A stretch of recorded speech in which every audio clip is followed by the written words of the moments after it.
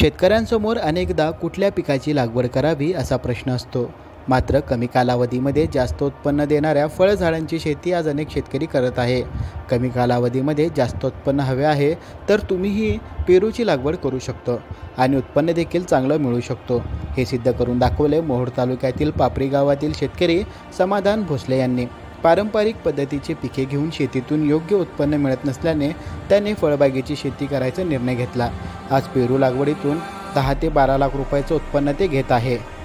नमस्कार, माझं नाव समाधान अभिमन्यू भोसले, राहणार पापरी, तालुका मोहोळ, जिल्हा सोलापूर।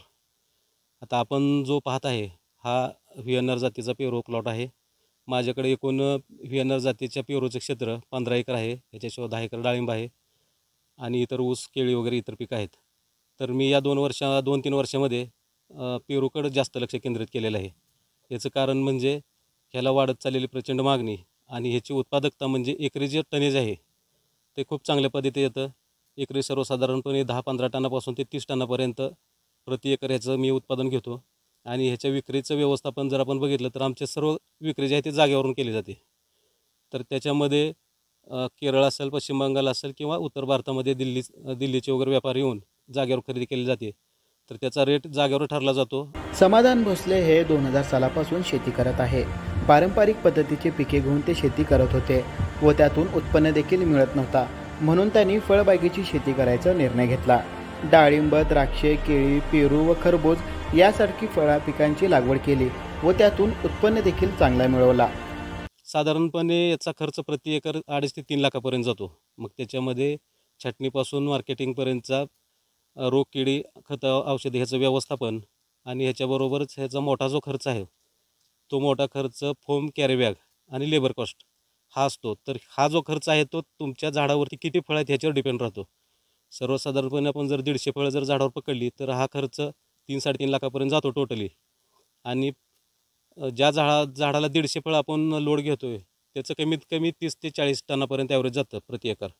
आणि 30 लाख रुपये जरी मग आपण पकडले तर कमीत कमी 10-12 लाख रुपयेपर्यंत जरी आपल्याला उत्पन्न मिळू शकतं याच्यातून। मी आता नवीन शेतकऱ्यांना हे सांगेल की बाहेर जर आपण परिस्थिती बघितली तर नोकऱ्या सहजासहजी मिळत नाहीत आणि जरी मिळाल्या तर त्या पद्धतीनं महागाईचा विचार केला तर पुरेसा पगार मिळत नाही। तर तरुण शेतकऱ्यांना मी एवढं सांगू इच्छितो की जर तुमचे घरचे आईवडिलांची जमीन असेल तर त्याच्यामध्ये तुम्ही फळबागेसारखं एखादं पीक घेऊन त्याच्यामध्ये नवीन प्रयोग करून चांगल्या पद्धतीचं उत्पादन काढून तुम्ही तुमच्या नोकरीपेक्षाही याच्यातून जास्त उत्पन्न काढू शकाल।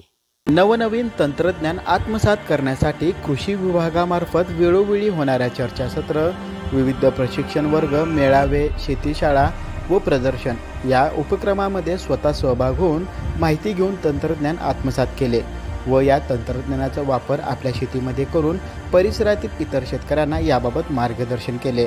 व्हॉट्सअप, फेसबुक, रेडिओ, सोशल मीडियावरून तरुण शेतकऱ्यांना देखील मार्गदर्शन केले। तसेच फलोत्पादन क्षेत्रात उल्लेखनीय कामगिरी केल्याने राज्यपाल CP राधाकृष्ण यांच्या हस्ते शेतकरी समाधान भोसले यांना उद्यान पंडित हा पुरस्कार देखील देण्यात आला आहे। Irfan Patel, news 18 local, Solapur.